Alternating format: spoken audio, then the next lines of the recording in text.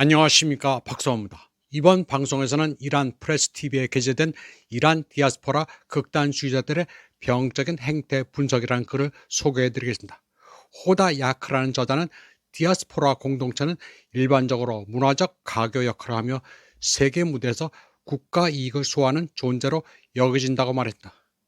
그러나 이란 디아스포라의 특정 계층, 특히 급진적인 왕정 지지자들과 외부 세력에 의한 정권 교체를 옹호하는 사람들은 지나간 시대에 대한 환상과 외국 세력에 대한 병적인 의존에 너무 사로잡혀 있다고 말했습니다. 그리고 이들은 정적 활동과 국가 이익에 대한 명백한 반역 행위 사이에 경계를 완전히 지워버렸다고 평가했습니다.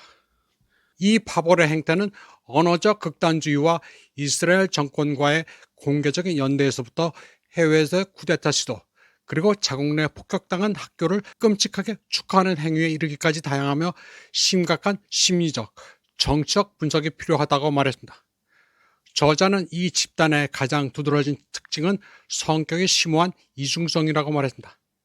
한편으로는 자신들이 이란이라는 국가를 대표한다고 주장하면서도 다른 한편으로는 이란의 핵심 민간, 군사 기반 시설을 폭격하는 자들과 한 목소리를 내고 있습니다. 최근 집회에 대한 현장 관찰 결과 이스라엘 정권의 국기는 항의의 상징이 아니라 팔레비 시대의 사자와 태양 문양, 그리고 미국 국기와 함께 공동의 깃발로 궤양되고 있는 것으로 나타났습니다. 또 다른 모습은 폭력에 대한 그들의 이중잣대에 있습니다. 외국 정보기관이 관리하는 소셜미디어 생태계 내에서 활동하는 이들 단체의 구성원들은 사람들을 선동해 붕괴할 때까지 봉기를 외치며 거리로 나오도록 부추기고 있습니다. 나아가 보안요원의 신상을 공개하고 암묵적으로 이란 국가안보군의 물리적 제거를 요구하기도 합니다. 그리고 이들은 미나브에서 이란 여성과 어린이들이 냉혹하게 학살당한 실제 사건에 대해서는 침묵을 지키고 있습니다. 2026년 1월 8일과 9일에 발생한 소요 사태는 처음부터 근본적인 경제적 불만과는 구별되는 성격을 지녔습니다. 여러 증거에 따르면 이 사태가 발생하기 며칠 전 이란 인터내셔널, BBC 페르시아어 방송, 마노토와 같은 페르시아어 선전 네트워크들은 정보 공간에 허위 정보를 대량으로 유포했습니다. 그리고 조직적인 선동을 통해 사람들을 거리로 내몰았습니다. 이들 네트워크의 자금 지원과 편집 방향은 이스라엘의 이익과 모사드 정보기관과 직간접적으로 연관되어 있습니다. 사후 분석에 따르면 이란 내부 붕괴를 위한 모사드의 계획은 바로 이러한 네트워크와 해외 거주 이란인들을 대변하는 대리 세력을 집중되어 있습니다. 이번 심리전은 이란 국민을 지원하기 위한 것이 아니라 외국 군사 개입을 위한 구실을 만들어내기 위한 것이었습니다. 특히 뉴욕타임즈는 사건 발생 3개월 후 이것이 신속한 정권 전복을 목표로 한 모사드 정보기관의 합동작전이었으며 실패했다고 명시적으로 인정했습니다.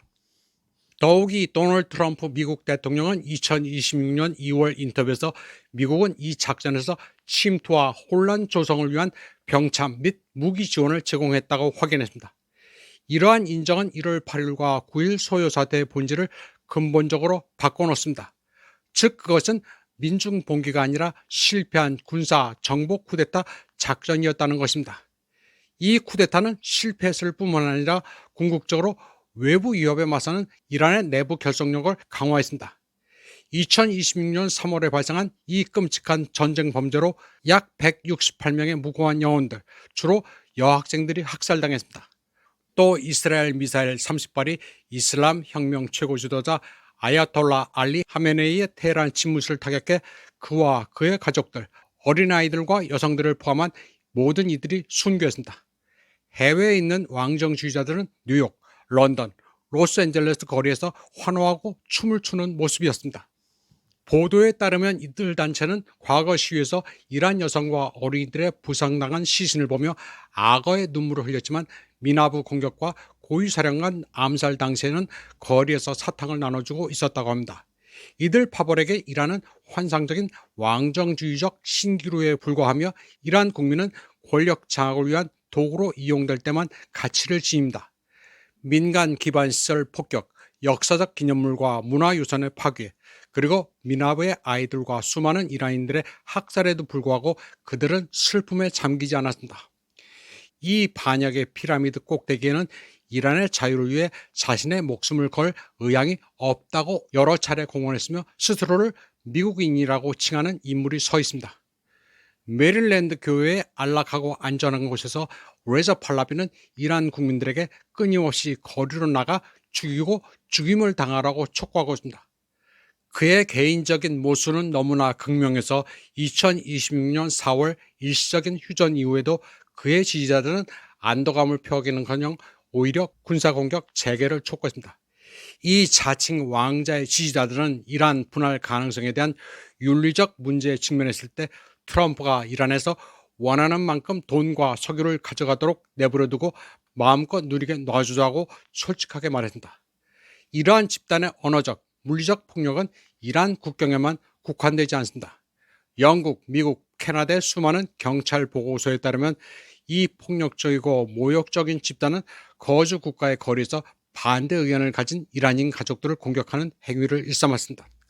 이 폭도들이 외치는 구호에 담긴 노골적인 폭력과 증오는 너무나 위험해서 주최국 시민들은 이제 이 위험한 인물들을 추방해야 한다고 요구하고 있습니다.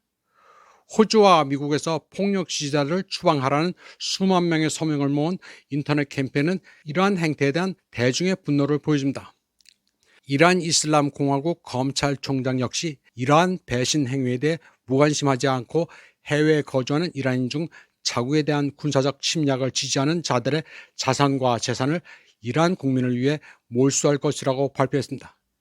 이번 방송은 여기까지 하겠습니다. 시청해주신 여러분 감사합니다.